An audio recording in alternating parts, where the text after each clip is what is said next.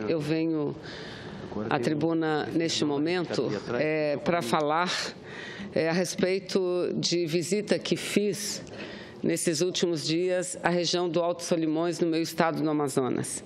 Estive visitando e me reunindo com a comunidade, com a população, lideranças parlamentares, executivos, trabalhadores, nos municípios de Tabatinga, Benjamin Constant e Atalaia do Norte.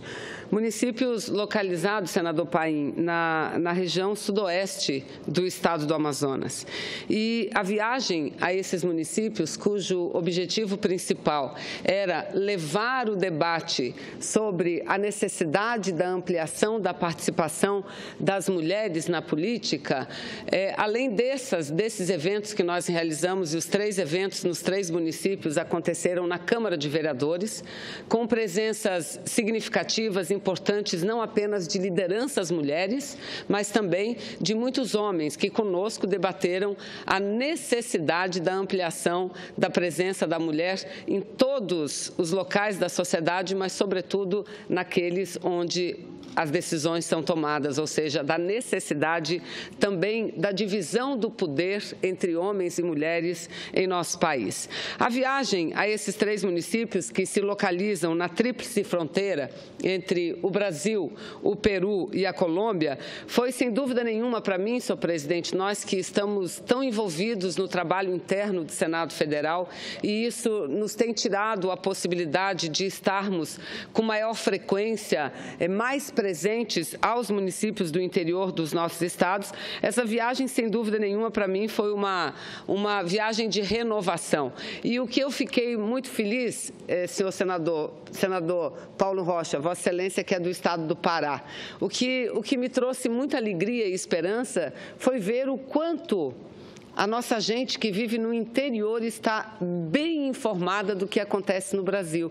Eu diria até que me surpreendi ao ver que lá em Atalaia do Norte, lá em Benjamin Constant, lá em Tabatinga, repito, região de fronteira com Colômbia, com Peru, a milhares de quilômetros longe de Manaus, centenas, milhares, mil e poucos quilômetros de distância, lá eles estão até melhores informados do que as pessoas que vivem nas grandes cidades, nos grandes centros, por uma razão simples, porque as pessoas que vivem no interior assistem à televisão, cujo sinal é captado através da antena parabólica.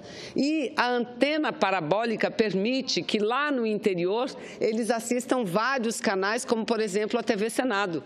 E o que a TV Senado aumentou a sua audiência nos municípios do interior é algo impressionante, senhores senadores. Então, eu fico feliz de ver o que a comunicação pode fazer e como pode transformar o nosso país. Essas 3 cidades, elas participam e tomam parte da mesorregião do Alto Rio Solimões. E nós tivemos a oportunidade, como disse aqui, de nos encontrar com inúmeras lideranças.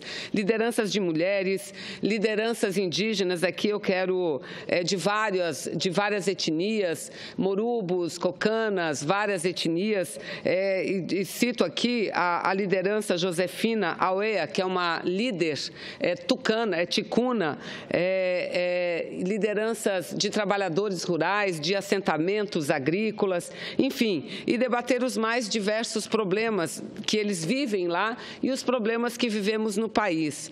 No município de Benjamin Constant, tivemos uma reunião importante com vários vereadores, quase a totalidade dos vereadores daquele município, com a prefeita, a senhora Iracema Maia, que vem fazendo um belo trabalho na área social. Em Tabatinga, além de me encontrar com o prefeito da cidade, prefeito Magalhães, me encontrei com a ex-vereadora Branca, com o vereador Zilmar e com várias mulheres. Camila, nesse município, um município importante que tem mais de 70 mil habitantes, meu partido, o PCdoB, é presidido por uma mulher, Camila Alvarado, e estive também com o nosso pré-candidato a prefeito lá, o companheiro Leonardo Bona. E, senhor presidente, o que me chamou também a atenção é que nos debates que fizemos nas câmaras de vereadores, eu aqui falo de municípios de pequeno porte, mas para o nosso estado, o município de Tabatinga é um dos maiores, e que tem Tabatinga 15 vereadores, Benjamin Constant 12 vereadores e Atalaia do Norte 11 vereadores. E o que todos esses 3 municípios têm em comum é o fato de que cada um deles só tem uma mulher vereadora. Ou seja, em Tabatinga, dos 15 vereadores, somente uma mulher vereadora. Em Benjamin Constant, uma parte, eu entro na sequência. Exatamente, em Benjamin Constant, senador Paim, dos 12 vereadores, somente uma mulher. Em Atalaia do Norte, dos 11 vereadores, somente uma mulher. Conceda parte a Vossa Excelência, senador. Exatamente a participação da mulher na política.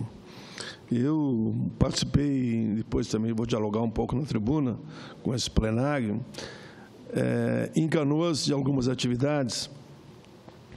E olha esse dado que eu achei, que eu falei, o pessoal lá entendeu com uma enorme preocupação, que vai na linha da sua fala. Canoas tem um deputado federal, que já presidiu, inclusive, a Câmara, já assumiu a função até de presidente da República. Canoas tem um senador com 2 mandatos e 4 deputados federal. Canoas tem um deputado estadual. Canoas tem um prefeito que é o mais bem avaliado do estado do Rio Grande do Sul, com cerca de 80% de aceitação. E Canoas tem 21 vereadores. Não tem uma vereadora. Nenhuma mulher. Não se lembra, nem se lembra, eu perguntava para eles, quando é que tivemos aqui uma vereadora? A maioria diz, não sei, eu acho que nunca. E alguém disse, não sei quantos anos atrás, décadas, teve uma. Não tem uma vereadora. Isso, de fato, mostra que Vossa Excelência está coberta de razão. Eu acompanhei. Vossa Excelência fez uma cruzada a nível nacional pela mulher na política. Eu estou convicto. Não é que eu não... Às vezes os vereadores podem estar nos ouvindo. O pai agora não quer que a gente se eleja, só quer mulher. Não é isso. Eu só quero que as mulheres tenham pelo menos 50%, que seria bom, né? E a gente fica com os outros 50%. Ficaria bem feliz se fosse assim. Então, eu aproveito a oportunidade para falar para o meu Rio Grande e para Canoas, especificamente, tem que ter mulheres na Câmara de Vereadores de Canoas. Parabéns a Vossa Excelência. Obrigado, senador Paim. E dizer, senador Paim, que a realidade da subrepresentação feminina nos parlamentos de nosso país, ela é uma realidade que existe em todos os estados, em todas as unidades da federação. Para quem não conhece, senador Paim, Vossa Excelência falou muito em Canoas. Canoas é o município da região metropolitana de Porto Alegre e não tem uma mulher vereadora. Veja Vossa Excelência. E uma vez eu chegando a um outro município do interior do meu estado e conversando, dialogando com os vereadores, eles diziam, não, senadora, aqui nós temos uma vereadora sim, e é uma vereadora que representa muito bem todas as mulheres. Veja, porque é isso, porque no fundo eles acham que quando nós desenvolvemos a campanha por mais mulheres na política, nós estamos querendo tirar um espaço que é deles. Não, o que nós estamos mostrando é que esse espaço, o espaço da representação política é o espaço da sociedade. E a nossa sociedade é dividida ao meio. Metade são de homens e metade são mulheres. E aquele tempo em que a mulher era dada somente a tarefa de cuidar da casa, do esposo e dos filhos, ficou para trás. Hoje nós participamos e construímos a riqueza nacional com 40% da mão de obra. Hoje, nós temos um nível de escolaridade superior ao dos homens, mas ainda amargamos o recebimento de um salário 25% inferior ao dos homens. Então, a luta é importante. Esse mês de agosto, senador Paim, Vossa Excelência virá muito as mulheres juntas. Nós vamos realizar vários encontros, vários eventos, porque agora, no próximo dia 7, comemoramos 10 anos da Lei Maria da Penha. E, no debate contra a violência, nós vamos introduzir também a necessidade possibilidade do empoderamento das mulheres. E estamos lançando uma cartilha, tipo um folder, mostrando 2 gráficos. Num dos gráficos, o Brasil ocupa das primeiras posições e no outro gráfico ocupamos as últimas posições. E qual é o gráfico que nós ocupamos as últimas posições? O gráfico de presença da mulher no parlamento. E o que nós ocupamos as primeiras posições é o gráfico da violência contra a mulher. E isso está diretamente ligado, porque não basta a Lei Maria da Penha, é preciso que o homem veja a sua companheira, é preciso que o homem veja a sua enteada, que o homem veja a mulher como um ser humano tal qual ele, e não uma pessoa cujo corpo ele pode utilizar da forma como bem entende, batendo, espancando e muitas vezes tirando a vida e desagregando famílias. Senador Paim, nesses últimos tempos, eu li muitos pronunciamentos dos senadores, deputados federais, quando o parlamento brasileiro, lá no final da década de 20, início da década de 30, debatia o direito ao voto das mulheres. E o mais comum e o presente em todos os discursos era o seguinte, que as mulheres não podiam votar porque seria a desagregação completa da família brasileira. Ora, senhores, nós votamos, somos votadas, trabalhamos fora e nossas famílias não estão desagregadas. Aliás, o que desagrega, o que destrói a família é a violência contra a mulher. Porque quando uma mulher é agredida, não apenas ela sofre a violência, toda a família, as crianças e os filhos se desestruturam. Toda a família, todo o núcleo familiar. Então, acho que, infelizmente, isso é importante.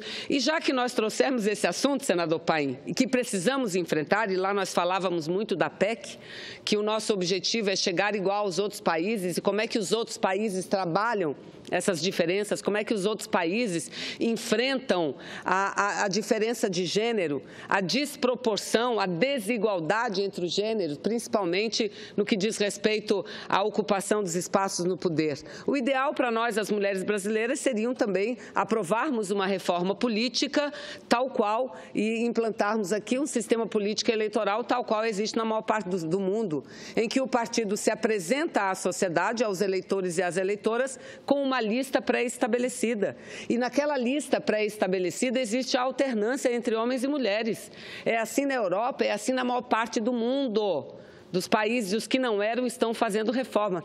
Mas dificilmente conseguiremos isso no Brasil. Então, por isso é que nós fizemos um acordo, não no Senado, mas na Câmara, em aceitar, chegarmos ao percentual de 16% de uma presença das mulheres em cadeiras, de reserva de cadeiras. Primeiro, é um número pequeno, é um percentual muito pequeno, devia ser o paritário, 50%. Isso é o espelho da nossa sociedade, mas quem votará são os homens. A PEC já foi aprovada aqui, falta ser aprovada lá na Câmara dos Deputados. Então, esse acordo fizemos, primeiro, porque entendemos que é melhor do que temos hoje. Segundo, que os 16% mínimo previsto de reserva de cadeiras, na prática, poderá superar os 20%. E terceiro, senador Paim, fará com que cidade como Canoas não vivam mais sem a presença sequer de uma mulher no parlamento.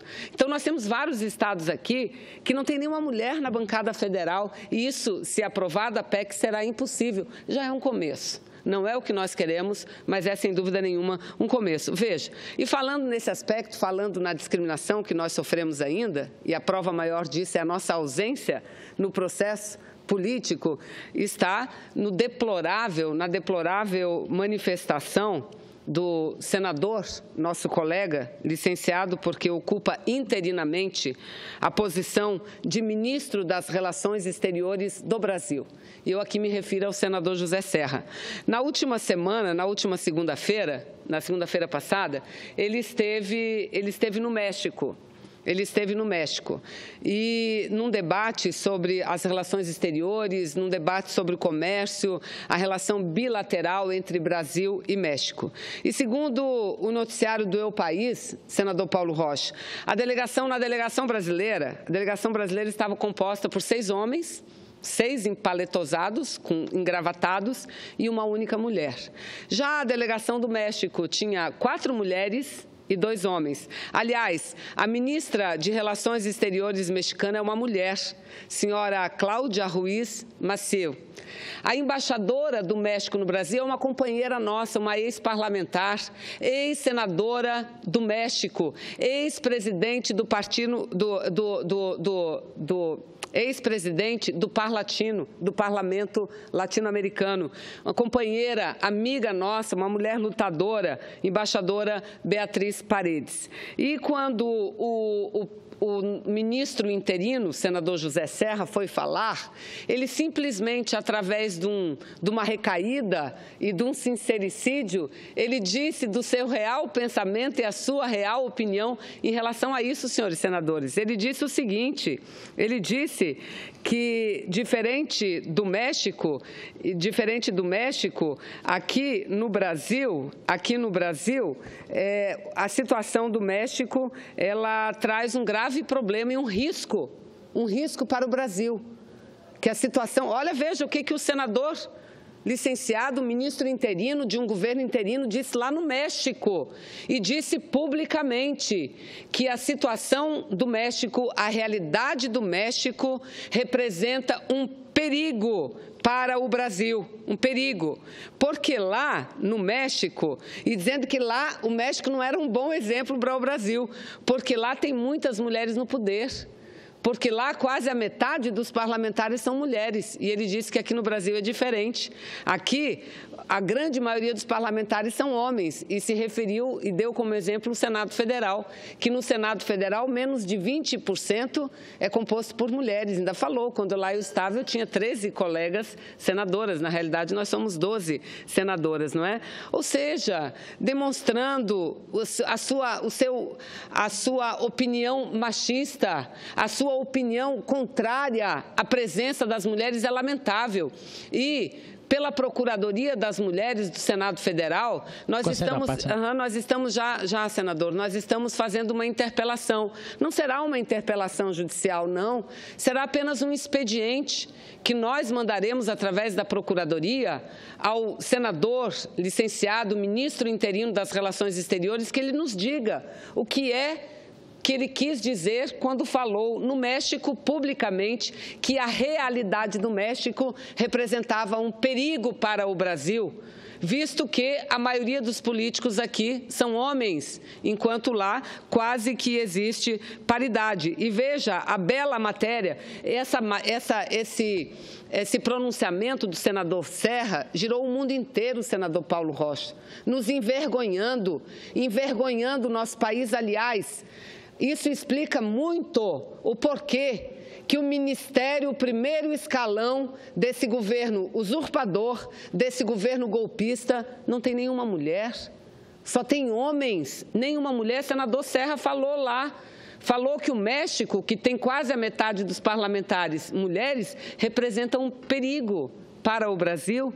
Olha, que visão machista, partindo de um senador como o senador Serra. Isso explica por que da dificuldade que nós temos de aprovar leis e reformas que garantam uma presença maior da mulher na política. E olha a realidade do México, olha a realidade dos senadores, que são dos 128 senadores, 47 são mulheres no México, 46%. Já na Câmara dos Deputados, 46% é composta de mulheres, 46% é composta de mulheres. Eles fizeram uma reforma política eleitoral, senador Álvaro Dias, recentemente no México, e colocaram o nível de candidatura de mulheres em 50%. Pois bem, um país que nos serve de exemplo, que serve exemplo para o mundo, como o México, porque também a presença das mulheres no espaço, no poder, serve para medir a democracia, é analisado por um ministro interino do Brasil como um país que representa um perigo para nós. Então, veja que absurdo. Concedo, senador Medeiros, à parte, a Vossa Excelência. Senadora Gleisi Hoffmann. Não, Vanessa. Senadora Vanessa. Aliás, não é a primeira vez, senador Paulo Rocha, que confundem as duas. Mas... Às vezes eu até acho que é proposital, viu, nobre senador? Pois é. Senadora Vanessa, eu, por exemplo, sou um defensor de que tenha mais mulheres na política. É claro, eu Aliás, sei perfeitamente. Tenho sido um parceiro da Procuradoria da Mulher, tenho corrido o país. O ano passado fizemos diversas viagens, fizemos um seminário muito bom lá em Cuiabá. Aliás, essa semana foi definido que o TRE acabou diagnosticando que... o TSE acabou diagnosticando que, pela primeira vez, mais eleitoras no Brasil, senador Paulo Rocha, são mulheres. Em todos os estados. Em todos os estados do Brasil. Então, sem dúvida que a gente defende. Óbvio, espero que a gente não precise de cotas muito em breve, que as mulheres sim, possam estar inseridas nesse processo, tal qual os homens, e possam ser, inclusive, maioria, para que possam ser bem representadas. Entretanto, senadora Vanessa, deixa eu também fazer um contraponto aqui, que é importante, porque...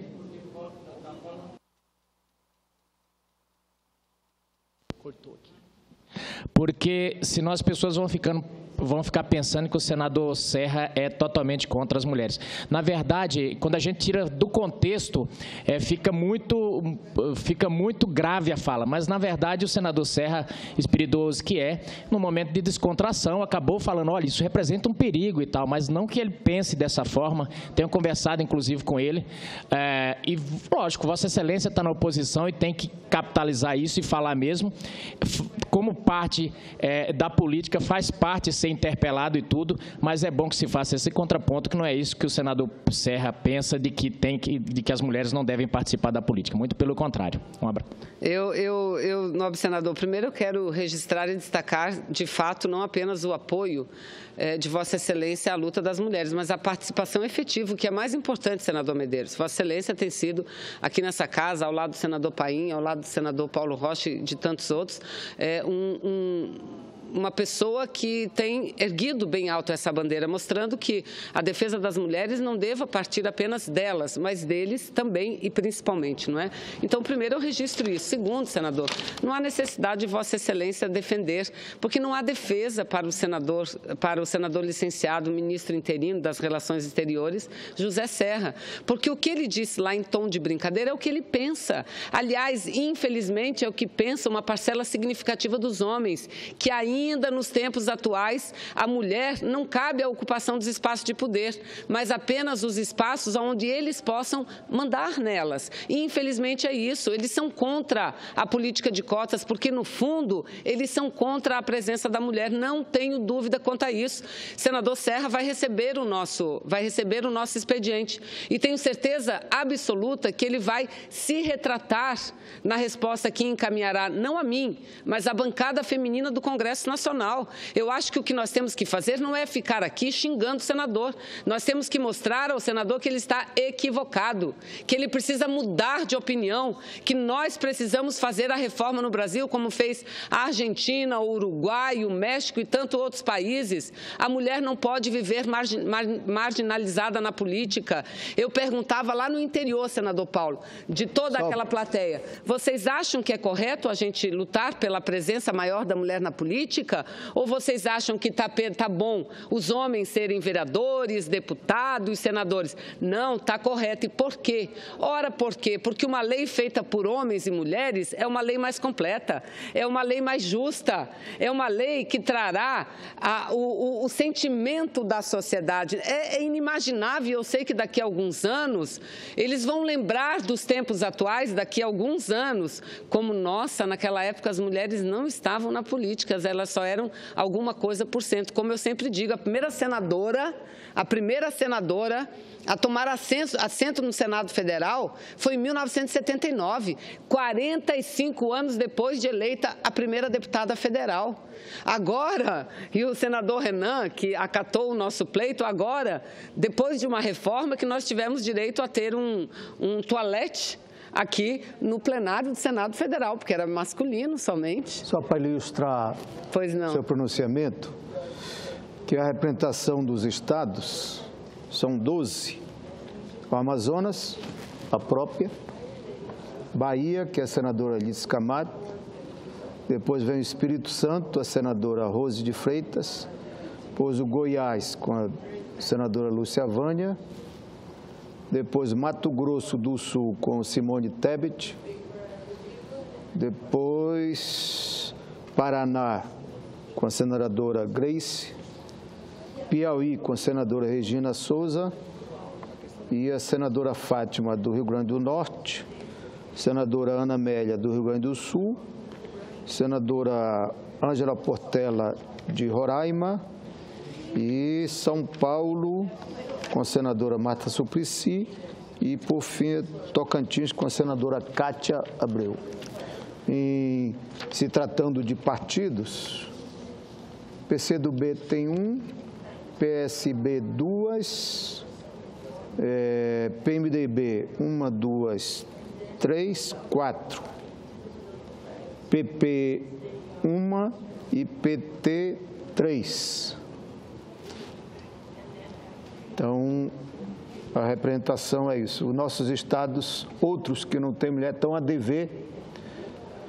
Alguns não por ser machista, viu, senadora? Por exemplo, o meu estado já teve uma mulher senadora, que foi governadora, Ana Júlia foi governadora também. Foi governadora. Mas lá o seu estado já teve 2. A senadora... A primeira senadora do Brasil veio do meu estado, senadora Eunice Miquiles, e que tem uma história muito bonita. Ela à época, era da Arena PFL, foi suplente do senador João Bosco Ramos de Lima, quando, já no final do regime militar, criaram a tal sublegenda, o partido que apoiava a ditadura, o PFL, não me lembro se na época era PDS à época, convidou-a por ser mulher e ter uma imagem leve. Ela aceitou, porque eram 2 candidatos por cada partido, a somatória dos votos é que dizia quem seria o eleito pelo partido e o mais votado entre os 2 era o eleito. E por muito pouco ela não ultrapassou o senador João Bosco Ramos de Lima, e não ultrapassou, sabe por quê? Porque não a deixavam se pronunciar durante os comícios. Ela, segundo eles, era só para enfeitar e dar leveza ao palanque. Veja, então a senadora Eunice Miquiles, do meu estado, sem dúvida nenhuma, foi uma pioneira, não é? Mato Grosso também teve a senadora Séries. Séries Secharenko, uma pessoa que fez um belíssimo trabalho aqui no encaminhamento da luta em defesa dos direitos das mulheres. Aliás, estava com Vossa Excelência lá na campanha de mais mulheres na política, não é, senador? Mas, por fim, então, para concluir essa minha participação aqui, senhor presidente, eu quero também ainda, ligando essa questão de mulher, dizer e fazer uma denúncia que, infelizmente, no dia de ontem, dia em que ocorreram várias manifestações contrárias ao governo interino usurpador do senhor Michel Temer, algumas outras a favor deste governo, mas penso que a grande maioria contrária. No dia de ontem, em Curitiba, a atriz, a militante Letícia Sabatella, ela estava em Curitiba, caminhando pela rua, diz que nas proximidades da Praça Santos Andrades, onde tem o Teatro Guaíra, a Universidade Federal do Paraná, e lá ela foi agredida por palavras, por gestos de um grupo de pessoas que começaram a gritar palavrões inclusive de baixo calão a ela, chamando ela de petista, veja, chamando ela de petista e de um monte de palavrões. Uma agressão que deve ser condenada, uma agressão que deve ser, antes de mais nada, denunciada. Então, aqui, senhor presidente, eu deixo a minha solidariedade à Letícia Sabatella, que não apenas é uma atriz de nosso país, mas é uma militante, não uma militante do Partido dos Trabalhadores ou de qualquer partido que seja, uma militante das causas sociais. Aliás, é bom que se diga que ela fez oposição a grande parte do mandato da presidenta Dilma Rousseff, mas, infelizmente, por se posicionar publicamente hoje contra o golpe, ela foi tratada como foi no dia de ontem, domingo, na cidade de Curitiba, capital do Paraná. Mas, de uma forma muito altiva, ela foi até a delegacia, registrou queixa e a rede social rapidamente se mobilizou. E vejam os senhores, porque essas pessoas que agrediram por palavrões Letícia Sabatella diziam estar na rua lutando pela saída penal permanente da presidente Dilma lutando contra a corrupção.